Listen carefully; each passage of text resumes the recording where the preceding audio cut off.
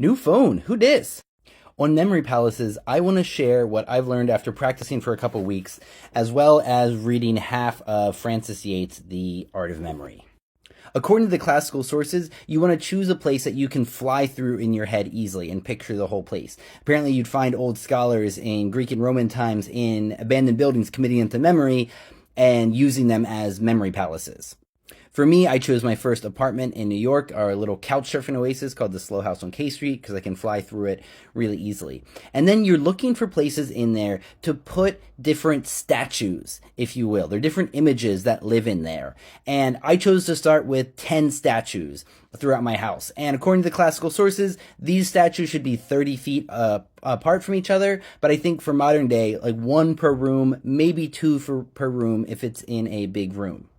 Then the next part is choosing what statues you're going to put at those certain places. And these are really images. And this is a very important but very personal part. In the classical sources, they would talk about using a famous painting of a patrician senator killing a plebeian senator. Apparently it was a famous image. But it was a very arresting image with lots of colors, and they emphasized having different colors on it.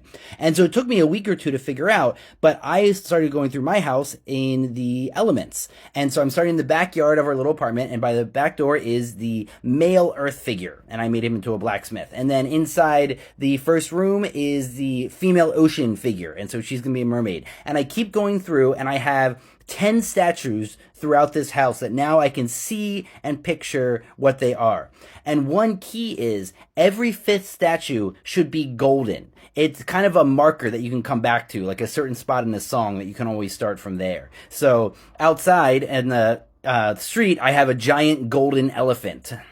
Then it's the practice. Though it doesn't have to be that much practice to get it. But Dame Francis Yates says, do it every day. So I do it as I'm falling asleep, and I pretty much know what statues are where now. And it takes some figuring to figure out what kind of feels right to be there. But it really is a spiritual map. Just like the tree of life in the Kabbalah is a memory palace, or the Buddhist iconography and how the hands are positioned, what they're holding is a spiritual dictionary that you can walk through with your eye. That's what you're doing here.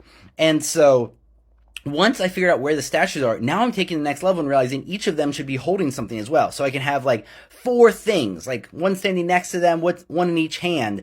And then you have 40 different spots to memorize. So I'm not using this to memorize spots yet. I'm just building my memory palace. But I think that's the beginnings of how to get it started. So if you want to hear more about that, or if you want to hear more about the actual history from this book, just let me know and I could make a follow-up video.